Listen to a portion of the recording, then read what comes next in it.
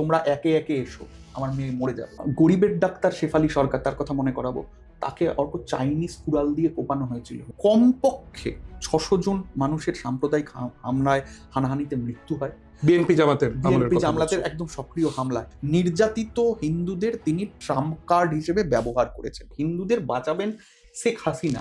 এই সাইকোসিসটা যে তৈরি হয়েছে, এই সাইকোসিসের কিন্তু একটা ইতিহাস আছে। রাইট। এই সাইকোসিসটা আসলে তৈরি হওয়ার পেছনে একটা কিছু ঘটনাবলী রয়েছে। 2001 সালে বিএনপির নেতৃত্বে যখন সরকার ক্ষমতায় এলো, ব্যাপকভাবে আমরা এখানে ভোট সন্ত্রাস দেখি, ভোটের আগে পরে প্রিপোল এবং পোস্টপোল ভায়োলেন্স দেখি, কিন্তু সত্যি কথা বললে আজ যে পরিস্থিতি, তার জন্য তো ইতিহাস দায়ী।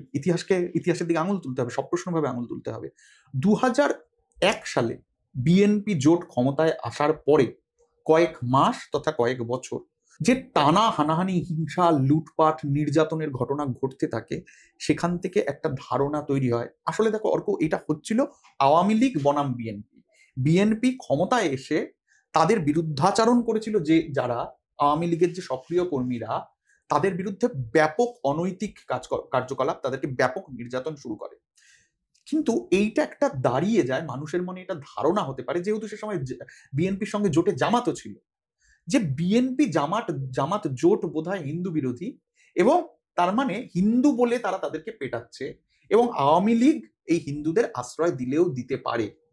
আওয়ামী লীগের সঙ্গে বিএনপির যে টক্করটা, আওয়ামী লীগের সঙ্গে জামাতের যে টক্করটা সে সময়, এবং সেই পোস্ট পোল ভায়োলেন্সটা, সেটা কিন্তু আদতে সাম্প্রদায়িক হিংসার চেহারা ক্রমে নেয়, এবং সেটাকে আসলে আওয়ামী লীগ এরপর ইনক্যাশ করেছে। আমি তোমাকে মনে করাবো গোপালকৃষ্ণ মুহুরীর ঘটনা। যারা বাংলাদেশ থেকে আমাদের এই অনুষ্ঠান দেখছেন, আমি নিশ্চিত তাদের গোপালকৃষ্ণ মুহুরীর কথা মনে আছে। গোপালকৃষ্ণ মুহুরী আওয়ামী লীগ সদস্য, অভিযোগ তার মাথা থেকে ঘিলু বের করে নেওয়া হয়েছিল। আমি মনে করাবো, তোমার নিশ্চয়ই মনে আছে, তখন 13 বছর বয়স ছিল পূর্ণিমা শীলকে, এই কোটটা আমার আজও কানে ভাসে। পূর্ণিমা শীলকে যখন ধর্ষণ করা হয়, পূর্ণিমার মা বলেন যে যারা ধর্ষক ছিল তাদের, যে আমার মেয়েটা মরে যাবে, আমার বলতে গলা জড়িয়ে আসছে, তোমরা একে একে এসো, আমার মেয়ে মরে যাবে।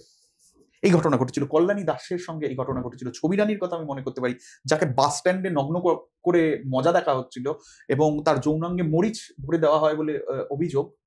তখন কিন্তু এই ঘটনাটাকে, এই বিভৎস পাশবিকতাকে উদযাপন করেছে বিএনপি জামাতের একাংশ, এবং তারপর ঠিক যেমন কদর্যভাবে মুজিব পণ্যায়ন করেছেন শেখ হাসিনা, তারপরে এই ঘটনার যারা ভিকটিম, তাদেরকে নিয়ে ক্রমাগত হিন্দু জননী এই ইমেজটা তুলে ধরার জন্য এই ভিকটিমদের পণ্যায়ন, যে তোমাদের সংখ্যালঘুদের বিএনপি জামাত খারাপ রেখেছিল, আমরা ভালো লাগবে।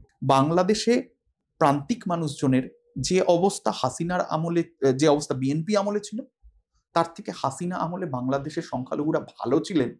হাসিনা সংখ্যালঘুদের ওপর হওয়া অন্যায়গুলির যথাযথ ব্যবস্থা নিয়েছেন তেমন কিন্তু নয়, বরং নির্যাতিত হিন্দুদের তিনি ট্রাম্প কার্ড হিসেবে ব্যবহার করেছেন। অর্ক, সে সময় কমপক্ষে 600 জন মানুষের সাম্প্রদায়িক হামলায়, হানাহানিতে মৃত্যু হয়। বিএনপি জামাতের একদম সক্রিয় হামলায়। গরিবের ডাক্তার শেফালি সরকার, তার কথা মনে করাবো, তাকে অর্ক চাইনিজ কুড়াল দিয়ে কোপানো হয়েছিল।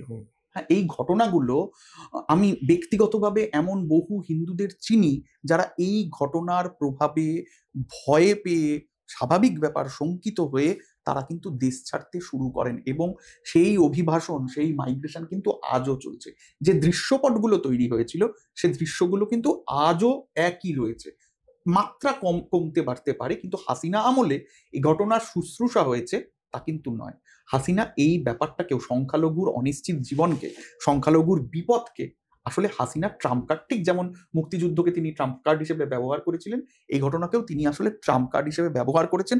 হাসিনা আমলে একদম প্রমাণিত তথ্য, ন্যূনতম 700-750 জন প্রত্যেক দিন হিন্দু বা প্রান্তিক মানুষ দেশ ছাড়তে বাধ্য হয়েছেন। কাজেই যে সংখ্যালঘুরা বিএনপি জামাত ক্ষমতায় আসার পর, যে সংখ্যালঘুরা বিপদে পড়েছিলেন, যারা ঠাঁই হারিয়েছিলেন, বাস্তুচ্যুত হয়েছিলেন, যাদের সুরক্ষা নিয়ে প্রশ্ন উঠে গেছিল, হাসিনা তাদের জননী হয়ে ওঠার কোনো চেষ্টাই করেননি, কিন্তু তিনি তার সেকুলার মুখটা ব্যবহার করেছেন।